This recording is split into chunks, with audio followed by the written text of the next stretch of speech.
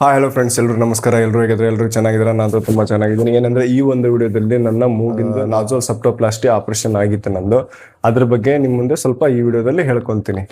ಏನಂದರೆ ನಾನು ಒಂದು ಚಿಕ್ಕವನಿದ್ದಾಗಿಂದನೂ ಇದೆ ನನಗದು, ಬಟ್ ನಂಗೆ ಅದು ಅಷ್ಟೊಂದು ಗೊತ್ತಾಗಿಲ್ಲ. ನಾನು ENT ಡಾಕ್ಟರ್ ಹತ್ರ ನನ್ನ ಮೂಗು ಜಾಸ್ತಿ ಬ್ಲಾಕ್ ಆಗ್ತಾಯಿತ್ತು, ಅದನ್ನು ತೋರಿಸ್ದೆ. ಅವ್ರು ಏನಂದ್ರು CT ಸ್ಕ್ಯಾನ್ ಮಾಡಬೇಕು ಅಂತ ಅಂದರು. ಸರಿ, CT ಸ್ಕ್ಯಾನ್ ಮಾಡಿಸ್ದೆ. CT ಸ್ಕ್ಯಾನಲ್ಲಿ ಏನಂತ ಬಂತು, ಲೆಫ್ಟ್ ಸೈಡು ಸ್ವಲ್ಪ ಮಾಂಸನೇ ಅದು ಬೆಳ್ಕೊಂಡು ಮೂಳೆ ಥರ ಕನ್ವರ್ಟ್ ಆಗಿ ಅದು ಜಾಸ್ತಿ ಇದಾಗ್ಬಿಟ್ಟಿದೆ, ಅದಕ್ಕೆ ನಿಮಗೆ ಉಸಿರಾಟಕ್ಕೆ ತೊಂದರೆ ಆಗುತ್ತೆ ಅಂತ ಅಂದರು. ಅದಕ್ಕೆ ಆಯಿತು ಸರ್, ಮತ್ತು ಇನ್ನೇನು ಮಾಡೋಣ, ಏನು ಮಾಡೋದು ಇದಕ್ಕೆ ಮುಂದೆ ಪರಿಹಾರ ಏನಂತ ಕೇಳಿದೆ. ಅವರು ಸರಿ 15 ದಿವಸ ಟ್ಯಾಬ್ಲೆಟು ಆಮೇಲೆ ನಾಜಲ್ ಸ್ಪ್ರೇ ಡ್ರಾಪ್ಸ್ ಬರುತ್ತೆ, ಅದನ್ನೆಲ್ಲ ಯೂಸ್ ಮಾಡು ಅಂತಂದರು. ಸರಿ ಸರ್ ಆಯಿತು ಅಂತಂದು ಕೊಟ್ಟರು. ಅದನ್ನೆಲ್ಲ ಯೂಸ್ ಮಾಡಿದಾಗೆಲ್ಲ ಫುಲ್ ಕಡಿಮೆನೇ ಆಗೋದು. ಆಮೇಲೆ ಅದು ಬಿಟ್ಟರೆ ಒಂದು 2-3 ದಿವಸ ಬಿಟ್ಟೆ ನೋಡೋಣ ಕಡಿಮೆ ಆಗುತ್ತೆ ಅಂತಂದು, ಮತ್ತು ಅದೇ ರೀತಿ ಆಯಿತು. ಅದಕ್ಕೆ ಏನೇನು ಮಾಡಿದೆ, ಸರಿ ಮತ್ತೊಂದು ಸಲ ಹೋದ್ಮೇಲೆ ಇಲ್ಲ ಅದು ಆಪ್ರೇಷನ್ ಮಾಡಲೇಬೇಕು ಅಂತ ಅಂದರು.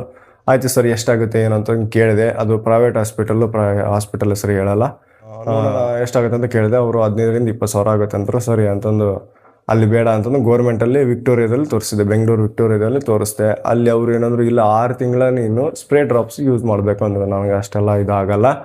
ಆಯಿತು, ಅಲ್ಲಿ ಬೇಡ ಅಂತಂದು ತಿರ್ಗಿ ಅಲ್ಲಿಂದ KC ಜನರಲ್ ಬಂದೆ. KC ಜನರಲ್ ತೋರಿಸ್ದೆ. ಅವ್ರು ಏನಂದ್ರೆ, ಸರಿ ಅದು ಆಪ್ರೇಷನ್ ಮಾಡಬೇಕು ಅಂದರೆ ನಿಮಗೆ ಕಡಿಮೆ ಆಗುತ್ತೆ, ಕಫ ಎಲ್ಲ ಕಡಿಮೆ ಆಗುತ್ತೆ ಆಮೇಲೆ ಎಲ್ಲ ಹೇಳಿದರು. ಸ್ವಲ್ಪ ಸರಿ ಆಯಿತು ಆಪ್ರೇಷನ್ ಮಾಡ್ತೀವಿ ಅಂತ ಹೇಳಿದರು. ಆಪ್ರೇಷನ್ ಮುಂಚೆನೇ ಅವೆಲ್ಲ ಬ್ಲಡ್ ಟೆಸ್ಟು ಆಮೇಲೆ ಹಾರ್ಟ್ ಟೆಸ್ಟು ಅದೆಲ್ಲ ಏನೇನೋ ಇರುತ್ತೆ, ಅದೆಲ್ಲ ಟೋಟಲ್ ಕಂಪ್ಲೀಟ್ ಮಾಡಿದೆ. ಫಿಟ್ನೆಸ್ ಮಾಡಿಸ್ದೆ, ಎಲ್ಲದರಲ್ಲೂ ಓಕೆ ಆಯಿತು. ಸರಿ ಅಂತಂದು ಆಪ್ರೇಷನ್ ಡೇಟ್ ಕೊಟ್ಟರು. ಯಾವಾಗ? ಅಕ್ಟೋಬರ್ 2 ಗಾಂಧಿ ಜಯಂತಿ ರಜೆ ಇತ್ತು. ಅಕ್ಟೋಬರ್ 3 ನನ್ನದು ಆಪ್ರೇಷನ್ ಆಯಿತು. ಅಕ್ಟೋಬರ್ 2 ಮಧ್ಯಾಹ್ನ ಹೋಗಿ ನಾನು ಅಡ್ಮಿಟ್ ಆದೆ. ಒಂದಿನ ಮುಂಚೆನೇ ಅಡ್ಮಿಟ್ ಆಗಬೇಕು. ಹೋಗಿ ಅಡ್ಮಿಟ್ ಆದೆ. ಅವತ್ತು ನನಗೆ TT ಇಂಜೆಕ್ಷನ್ನು ಆಮೇಲೆ ಇದು ಯಾವುದೋ ಒಂದು ಇಂಜೆಕ್ಷನ್ ಕೊಟ್ಟರಪ್ಪ, ಅದಂತೂ ನಿದ್ದೆನೇ ಮಾಡೋಕ್ಕಾಗಿಲ್ಲ ನನಗೆ. ಬೆಳಗ್ಗಿನವರೆಗೂ ನಿದ್ದೆನೇ ಮಾಡಿಲ್ಲ ನಾನು. ಆಮೇಲೆ ಆಯಿತು ಅಂತಂದು ಬೆಳಗ್ಗೆ 8-9 ಗಂಟೆಗೆ ಲಾಸ್ಟ್ ನೀರು ಊಟ ಎಲ್ಲ 8-9 ಗಂಟೆಗೆ ಲಾಸ್ಟ್. ಅದು ಬಿಟ್ಟರೆ ಬೆಳಗಿನ ಆಪ್ರೇಷನ್ ಆಗೋವರೆಗೂ ಏನೂ ತಿನ್ನಲ್ಲ, ಏನೂ ಕುಡಿಯಲ್ಲ. ಆಯಿತು ಅಂತಂದು ಅವತ್ತೆಲ್ಲ ಮುಗೀತು. ಆಪ್ರೇಷನ್ ಥಿಯೇಟ್ರಿಗೆ ಬೆಳಗ್ಗೆ ನನಗೆ 12:30 ಹಂಗೆ ಕರ್ಕೊಂಡು ಹೋದರು. 12:30 ಕರ್ಕೊಂಡು ಹೋಗಿ ಅನಸ್ತೇಷಿಯಾ ಕೊಟ್ಟರು. ಅನಸ್ತೇಷಿಯಾ ಅಂದರೆ ನನಗೆ ಅದು ಆಪ್ರೇಷನ್ ಮಾಡಿದ್ದು ಏನೂ ಗೊತ್ತಾಗಲ್ಲ, ಫುಲ್ ಪ್ರಜ್ಞೆ ತಪ್ಪಿಸಿರ್ತಾರೆ. ಆಪ್ರೇಷನ್ ಮಾಡಿದ್ರು. ಆಪ್ರೇಷನ್ ಮಾಡಿದ್ಮೇಲೆ ತಿರ್ಗಾ 2:30 ನಂಗೆ ವಾರ್ಡಿಗೆ ಶಿಫ್ಟ್ ಮಾಡಿಂದ ಏನಂದ್ರು, ಒಂದು 8-9 ಗಂಟೆವರೆಗೂ ಊಟ ಆಮೇಲೆ ನೀರು ಏನು ಕೊಡಬೇಡ ಅಂತಂದರು. 8 ಗಂಟೆ ಆದಮೇಲೆ ನೀರು ಕೊಟ್ಟರು. ನೀರು ವಾಮಿಟ್ ಆದರೆ ಊಟ ಕೊಡಬೇಡಿ ಅಂತಂದರು. ನೀರೇನು ವಾಮಿಟ್ ಏನಾಗಲಿಲ್ಲ. ನನಗೆ ಏನೋ ಇಡ್ಲಿ ತಂದು ಕೊಟ್ಟರು. ಸರಿ ಅಂತಂದು ಇಡ್ಲಿ ತಿಂದೆ. ಅದಾದಮೇಲೆ ಒಂದು 3 ದಿವಸ ಅಲ್ಲೇ ಇದ್ದೆ, ಅಡ್ಮಿಟ್ ಆದಮೇಲೆ ಡಿಸ್ಚಾರ್ಜ್ ಮಾಡಿದರು. ಡಿಸ್ಚಾರ್ಜ್ ಮಾಡಿ ಮನೆಗೆ ಬಂದೆ. ಅಲ್ಲಿ ಆಯಿತು, ಒಂದು 10,000 ಖರ್ಚು ಬಂದಂಗೆ ಆಯಿತು. ಆಮೇಲೆ ಮನೆಗೆ ಬಂದೆ. 15 ದಿವಸ ಟ್ಯಾಬ್ಲೆಟು ಸ್ಪ್ರೇ ಡ್ರಾಪ್ಸು ಮತ್ತೆ ಕೊಟ್ಟರು. ಅದನ್ನೆಲ್ಲ ಯೂಸ್ ಮಾಡಿದೆ. ಸ್ವಲ್ಪ ನೋವಾಗುತ್ತೆ, ಅಷ್ಟೊಂದೇನು ನೋವಲ್ಲ, ತಡ್ಕೋಬೋದು. ಅದೆಲ್ಲ ಆಯಿತು. 15 ದಿವಸ ಆಯಿತು. ಮನೇಲಿ ಏನಂದ್ರು, 15 ದಿವಸ ಆದಮೇಲೆ ಕೆಲಸಕ್ಕೆ ಹೋಗ್ತೀನಿ ಅಂದರೆ ಬೇಡ, ಇನ್ನೊಂದು 15 ದಿವಸ ಬಿಡು. ಯಾಕಂದರೆ ನಾನು ಹೋಮ್ ಡೆಲಿವರಿ ಕೆಲಸ ಮಾಡೋದು ಫಸ್ಟು. ಅದು ಏನಾಗುತ್ತೆ ಅಂದರೆ ಗಾಳಿಗೆ ಡಸ್ಟಿಗೆ ಅದು ಸ್ವಲ್ಪ ಜಾಸ್ತಿ ಇದಾಗುತ್ತೆ. ಅದಕ್ಕೆ 1 ತಿಂಗಳ ಟೋಟಲಿ 1 ತಿಂಗಳ ರಜೆ ಮಾಡಿ ಇವಾಗ 1.5-2 ತಿಂಗಳು ಆಯಿತು. ಹತ್ತತ್ರ ನಾನು ಮತ್ತೆ ತಿರ್ಗಾ ರಿಟರ್ನ್ ಕೆಲಸ ಮಾಡ್ತಾಯಿದ್ದೀನಿ. ಇವಾಗ ಏನಂದರೆ ಸ್ವಲ್ಪ ನೋವು ಬರುತ್ತೆ ಅಷ್ಟೇ. ಅಂದರೆ ಸ್ವಲ್ಪ ಜಸ್ಟ್ ಸ್ವಲ್ಪ ಹಿಂಗೆ ಮುಟ್ಕೊಂಡ್ರೆ ನೋವು ಬರುತ್ತೆ, ಬಿಟ್ಟರೆ ಏನಿಲ್ಲ ಅಷ್ಟೇ. ಯಾರೆಲ್ಲ ಆಪ್ರೇಷನ್ ಮಾಡಬೇಕು ಅಂತ ಅಂದ್ಕೊಂಡಿದ್ರು ಅವ್ರಿಗೆ ಈ ಒಂದು ವಿಡಿಯೋ ನೋಡಿ ಕರೆಕ್ಟಾಗಿ.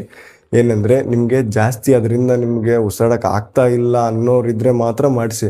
ಸುಮ್ಮನೆ ಹೋಗಿ ಆಪ್ರೇಷನ್ ಮಾಡಿಸ್ಕೊಂಡು ಆಮೇಲೆ ಅದು 3-4 ತಿಂಗಳ ಪೇನ್ ಇರುತ್ತೆ, ಅದೆಲ್ಲ ಮಾಡಿಸ್ಕೊಂಡು ಹೋಗ್ಬೇಡಿ. ಯಾಕೆಂದರೆ ನಂದು ಜಾಸ್ತಿ ದೊಡ್ಡದಾಗಿರೋದ್ರಿಂದ ನಾನು ಆಪ್ರೇಷನ್ ಮಾಡಿಸಿದ್ದು ಅಷ್ಟೇ.